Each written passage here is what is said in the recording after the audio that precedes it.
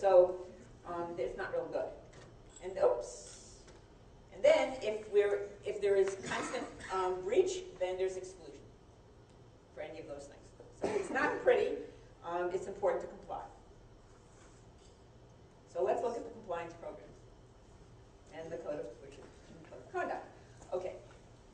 You have copies of the code of conduct. It's been changed a little. You need to read them. You need to be sure you understand them. And then you're going to have to sign a certificate that says that you read them, you understand them, and you are going to comply with them. And Julie needs a copy of every one of your certificates. So don't just sign it. Read them first. It's about 6 pages so long. Read it. Don't read it now while we're talking. Maybe during lunch or whatever, and then, or after we're done. And then if you have questions, ask questions, and then sign the certificate. The company is committed to compliance with all federal health care program requirements. This is serious stuff, as we've discussed.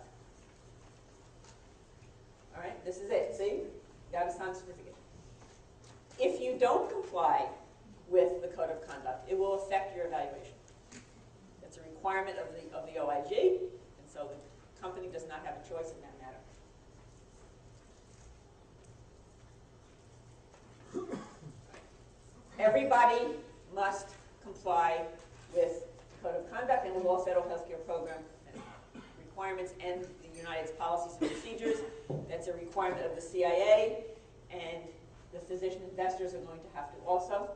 You will get, there are some policies and procedures that you receive today. There will be more that you will get that are relevant to your job. Everybody doesn't need everything. And some of them I don't look at. I don't really know very much about infection control. But you will get the ones that are relevant to your job, and you need to read them, and you need to understand them, and you need to follow them. Okay, gifts and entertainment. You can't give something or ask for something or offer something or you pay something in return for referrals of patients. Okay? Now, oops, sorry. Does that mean you can't, so with a facility like a hospital, you can't give a gift to somebody and you can't take a gift. Now, there's some that, there's life goes on. You got a holiday party and everybody's bringing cookies. That's fine. You want to give a box of cookies to somebody at Christmas, that's okay. But we're not talking about big items, all right? No big cases of wine from vineyards, things like that. On occasion, it's okay to take the hospital administrator out for lunch to talk about something, but really there's no need to get a contract. There shouldn't be a need to get a contract to take someone out to Morton's all the time, so you're going to get your contract. So if it's necessary to discuss it, fine. Otherwise, this is not to provide, to curry favor with the hospital administrator.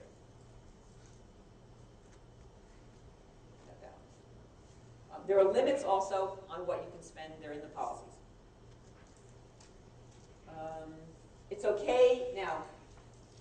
Entertainment by the hospital.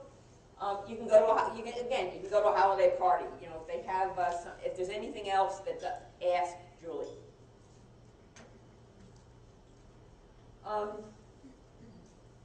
Hospitals have lots of ways of asking for things. They, as you know, I'm sure better than I do, they have charity golf tournaments. They have their own tournaments for themselves. They have dinners. They fundraise for themselves. They fundraise for others. They have health fairs that they want to sponsor. They may be fine and they may not be fine. It really is a facts and circumstances thing.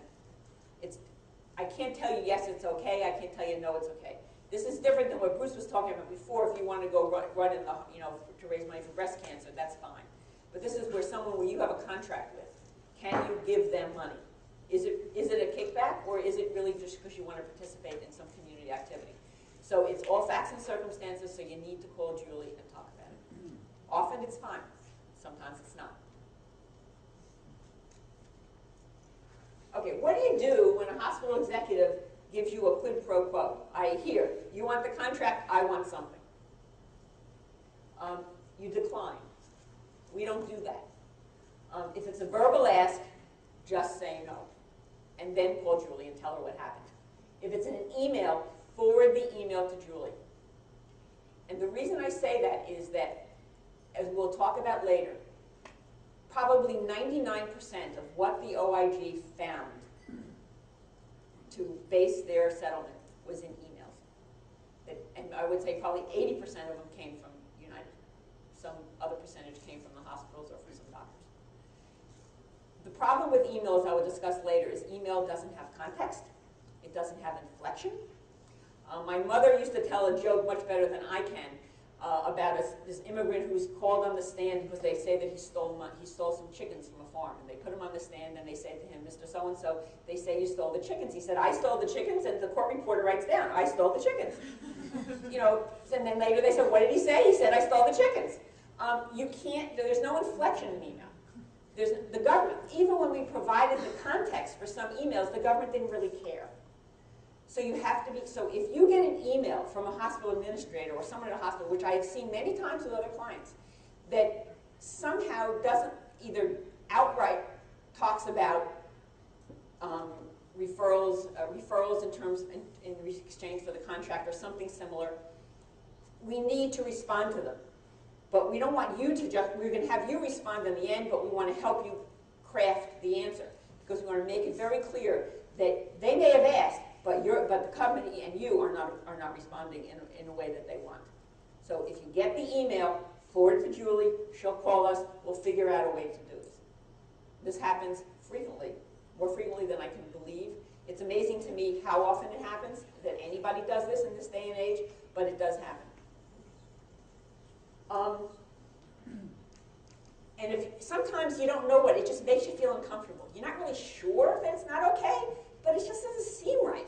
Well, then call. Call Julie. If it's a verbal thing, send her the email if it's written. Okay, again, gifts and entertainment, investors.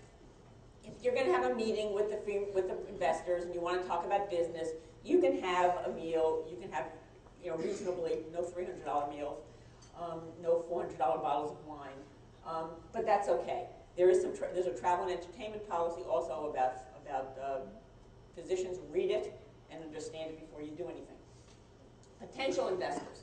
If you want to have a meeting and you're going to have some light refreshments, you're going to have a not expensive meal to invite people to invest in the company, that's fine. But you can't give them anything else of value, and no friends, spouses, guests, or anything, just the people who are going to invest.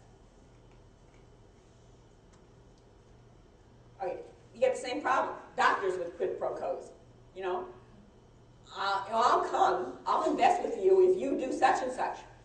Same problem, verbal, you decline it. If it's verbal, tell Julie about it. If it's email, forward the email. It's the same problem. Again, if they make you say something that makes you feel uncomfortable, you're not sure why it's a problem, but you think it might be, it's okay. Maybe it's not, don't worry about it. Again, there are no penalties for asking questions. There's no limit to the number of questions you can ask. In fact, we do this, our law firm has ethics people. We have them in every office, people who we can come to when we're not sure about something. And there were days weeks when I thought that I was, you know, coming all the time about certain questions. And the person who was the person at the time who did it said to me, I don't worry about the people who come and ask questions. I worry about the people who don't come and ask questions. Okay, marketing. Marketing is trying to get your services, people to take your services. If you want to, after all, it's the doctors who use the services. If you want to tell doctors about what the service is, they're not investors, but you know, you want people in the community to use the service. You know, we have a great laser we'd like to hear about. We're going to start this new service we'd like to hear about. That's fine. It's fine to do. You want to have a few light refreshments, you want to have some coffee and cake, you know, something simple, that's fine. Nothing lavish. No other entertaining of people to get to use your service. You can give out some logo pens, you can give out a mug if you like, nothing more than that to anybody. No ski jackets with the logo on it. All right, case volume. If a doctor asks how many cases he or she has done, you can tell them. You did 25 cases last year, you did 3 in a month, they want to know that, that's fine. You did this many at that hospital, you did that many at this hospital, this many at the fixed center, that's fine. But we get doctors, I'm sure you do, who want to know what everybody else is doing. You know, is Joe pulling his weight? Okay? Oh, wait a minute, I got ahead of myself. You can tell them also the total number. If you did 10,000 cases in a year, you can tell them, you did 25 and the whole company did, however many. That's okay. However, you can't tell a doctor how many cases somebody else did. Now, the people who get this, I think, the most are the techs. Because the doctors know the techs and they see them every day, or however they're there. And they say, hey, Joe, how much is Dr. So-and-so doing? I don't see him around very much anymore. The answer is, I'm not allowed to discuss this. Just say no. If they complain about you, and then tell Julie, Dr. So-and-so is asking me about numbers. So that if Dr. So-and-so calls Bruce or Julie and says, Tech Joe is really, not very good, maybe they'll think it's because Tech Joe wouldn't say how many cases somebody else was doing. So, protect yourselves. Call Julie, call Bruce, tell them that they were asking. But don't give them the numbers. Ever. Not once. Oh, I saw him here last week. No, nothing. Play dumb. I'm not allowed to tell, blame it on, just blame, I tell clients, if you don't want to do something, blame it on me, the big bad lawyer. Blame it on Bruce and Julie. Or blame it on Drs. Nars and Rubenstein, who don't like paying a lot of money to the government. Okay? Also, it's not permissible to require a specific number of cases, or any number of cases, in order to invest. It's not okay to say, if you do 3 cases, we'll let you invest. And it's not permissible to use case volume to decide how much someone can buy. Well, if you do 20 cases, we'll let you buy 10%. If you do, 10 cases, we'll let you buy 15. If you only do 3 or 4, maybe you can buy 5%. No, not possible. Oops. Okay, now, though, what happens if you notice, well, Dr. Jones used to use our service, and we haven't seen him around very much anymore. Does that mean you can't say anything to him? Well, yeah, you can. You have a service, and maybe there's something wrong with the service. So you can ask him, I noticed that you weren't using us anymore. You used to use us a lot. Is there something we can do to help you? Is there something wrong with our service? Don't pressure him to use the service. Don't threaten anything. But you can say, is Tuesday bad? Would you rather have another day? Do you need some time in the morning? We're only giving you the afternoon. Are you happy with the quality? Was something wrong? Was there a spot on the linen? Whatever it could be. So that's okay. You have a business and you're going to market your business. It's okay to ask why people are happy or unhappy with the quality of your service. Just don't threaten. Okay. Subpoenas. And also, can you let me know if I'm missing something? My great talent here. All right. If anyone gets any communication from the government, this is usually probably somebody in the main office who gets the mail.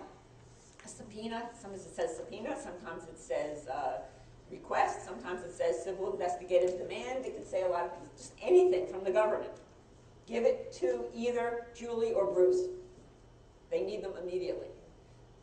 The CIA, with the first subpoena, did it come in a fax or did it come in a letter? Hand delivered. Hand delivered? U.S. Marshal. Oh, really? Yes. Okay. They really served you.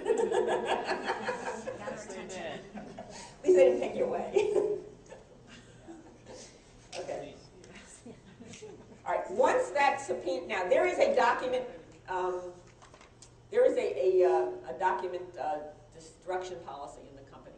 You only keep emails so many years. You only keep documents so many years. That's fine. Once a subpoena arrives, or something similar, no documents may be destroyed. No emails may be deleted. I don't care if it's the email inviting you to your kid's Christmas party at school. Don't delete anything. Nada. Okay, just leave it there. Because what happens is when the government comes to get it's now all done electronically. In the old days, we used to do it. The first one I ever did, we actually had the company download to a CD, and we sent the CD to the government. But now there are services that we use to do it, and they can tell if things have been deleted. So not that before we tried to delete, but you think, and then you got to explain. Well, it really was, for my kid's school, so it doesn't matter. But by the way, as you go through emails, speaking to somebody who has actually had to go through people's emails, you might want, on a regular basis, if you use the company email for personal things, you might want to delete all the jokes and the pictures and the everything else, because it all gets sent, and then that doesn't all go to the OIG, but some,